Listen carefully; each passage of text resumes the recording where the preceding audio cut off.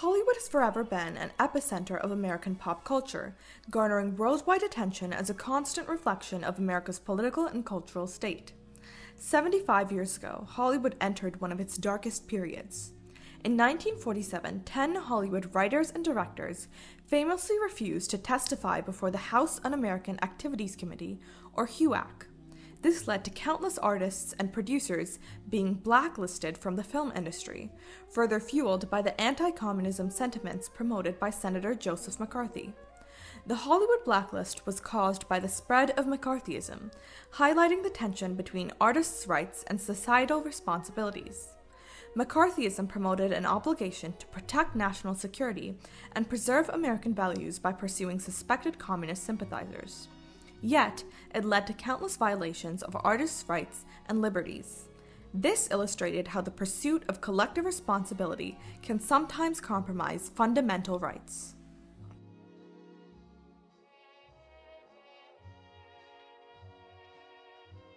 Before World War II, Hollywood experienced its golden age, a period marked by significant technological advancements like the introduction of sound and film. During this time, films such as Charlie Chaplin's Modern Times addressed social issues like the effects of the Great Depression. It wasn't until the 1941 attacks on Pearl Harbor, which led the United States into World War II, that Hollywood began to take on a more politically engaged role, actively shaping public opinion and boosting morale through war-related propaganda and support for the Allied cause. After World War II, the United States was in a changed setting. The defeat of the Axis powers left the U.S. as the leading superpower, but also marked the beginning of a new geopolitical conflict. The Cold War, caused by rising tensions between America and the Soviet Union, set the stage for a struggle between capitalism and communism. As the Soviet Union took control over Eastern Europe, America engaged in a campaign of preventing the spread of communism. The cultural and political climate in America began to shift as fear that communist sympathizers had infiltrated various industries, including Hollywood, spread through the country.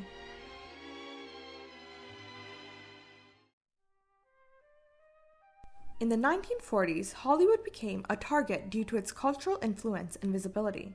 The entertainment industry was associated with liberal ideals and a hub for communists. This fear culminated in the 1947 HUAC hearings, where 10 prominent filmmakers known as the Hollywood 10 refused to answer questions about their political affiliations, invoking the Fifth Amendment to protect themselves from self-incrimination. Are you a member of the Communist Party? Or have you ever been a member of the Communist Party? It's unfortunate and tragic that I have to teach this committee the basic principles of Americanism. In the years following the beginning of the Hollywood 10 hearings, anxieties were fueled by the rise of Wisconsin Senator Joseph McCarthy, who gained national attention by claiming he had a list of names that were made known to the Secretary of State as being members of the Communist Party. McCarthy's accusations were later proven false, yet his political rise created a wider public fear of communist infiltration. His campaign for rooting out sympathizers led to the Red Scare, also known as McCarthyism, a nationwide panic that spies had infiltrated key institutions, including Hollywood. Even if there are only one communist in the State Department, that would still be one communist too many. It was not until the rise of McCarthyism that members of the Hollywood 10 were cited for contempt of Congress, and some, including Oscar-winning screenwriter Dalton Trumbo, were imprisoned. In their defense, Trumbo and others argued against political interference in the film industry, asserting that HUAC had no authority to dictate what ideas it shall and shall not incorporate into films. The Hollywood 10 hearings set the stage for widespread paranoia and repression in the entertainment industry. I believe I have the right to be confronted with any evidence which supports this question. This led to more artists being accused of communist ties and ousted from their careers, resulting in the Hollywood blacklist of the late 1940s and 50s. Others, such as producer Walt Disney, cooperated with HUAC by placing blame on other artists. I believed at that time that Mr. Sorrell was a communist. This climate of fear stifled expression and caused violation of fundamental rights. At the core of America's political system lies the First Amendment, which protects the right to free expression, protecting citizens from government censorship. In the words of Edward Timtrick, a blacklisted screenwriter, democracy lives and thrives only in freedom. Blacklisting was seen as violating this because it forced individuals into silence. For many, this was a contradiction to the rights they believed America stood for: freedom of speech. Dimtrick believed that without the free expression of ideas, both favorable and critical, no nation can long hope to remain free. The Blacklist was viewed as a violation of freedom of press as well. Dalton Trumbo, the screenwriter behind many award-winning films, including Roman Holiday and Spartacus, believed blacklisting attacked the constitutional guarantees of a free press, which encompassed the guarantee of a free screen.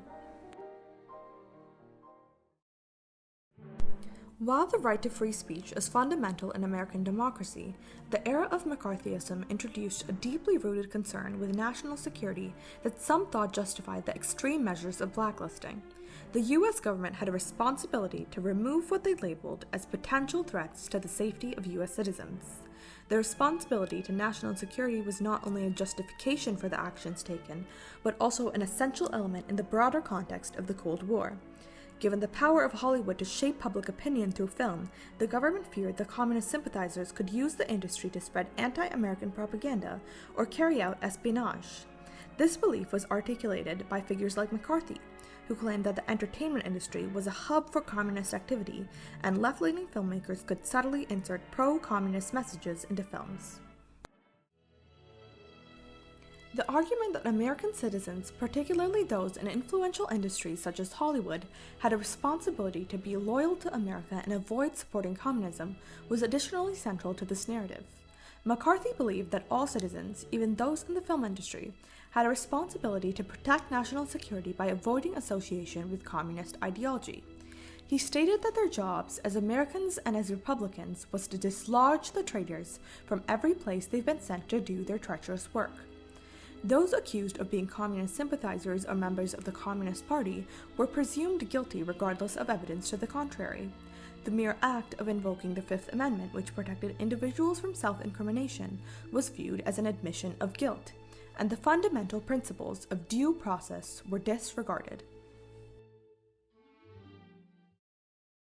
Despite these arguments, Hollywood, as the center of the American entertainment industry, found itself caught in a disadvantageous position. On one hand, it had a responsibility to inform the public. On the other hand, it had to safely navigate the political climate. The role of these artists extended beyond entertainment. They were informers of culture and current affairs. Hollywood had the potential to elevate public discourse by confronting social issues and providing a new perspective to the us versus them viewpoint that prevailed in Cold War propaganda. Screenwriters such as Richard Collins believed that by bringing a sense of realism to film, they were aiming to represent life with more honesty, vitality, and spirit than in other countries. Despite the circumstances, the industry had a responsibility to ensure that citizens were entertained and educated on broader current affairs. The Hollywood blacklist began to lose power in the late 1950s as some industry figures like Kirk Douglas began hiring blacklisted individuals. The turning point came in 1960 when Trumbo received an Oscar for the film Spartacus. However, many of the blacklisted individuals, such as screenwriter Alva Bessie, were unable to join the film industry again. People generally in Hollywood were pretty scared to have anything to do with us. The Hollywood blacklist era was a pivotal moment in both American politics and the film industry, shaping how political viewpoints were expressed and perceived by the public. It created a climate of fear and self-censorship, where even the mere hint of leftist sympathies could lead to professional ruin. A couple of possible suicides as a result of it. In the aftermath, the film industry became more cautious in how it approached political themes, wary of facing the same retribution that had silenced many voices in the past. Movies like The Best Years of Our Lives explored the emotional aspects of the post-war period without ever explicitly addressing any specific political issues. Moreover, the blacklist fundamentally altered how politics were discussed in public settings, not just within the film industry, but across broader society. It contributed to an environment where many chose to speak in more guarded tones, especially when their views might be seen as sympathetic to radical causes. This atmosphere of suspicion hindered the open debate that is essential to a functioning democracy. Ultimately, the Hollywood blacklist serves as a reminder of the dangers of ideological conformity and illustrated how collective responsibility can sometimes compromise individual rights.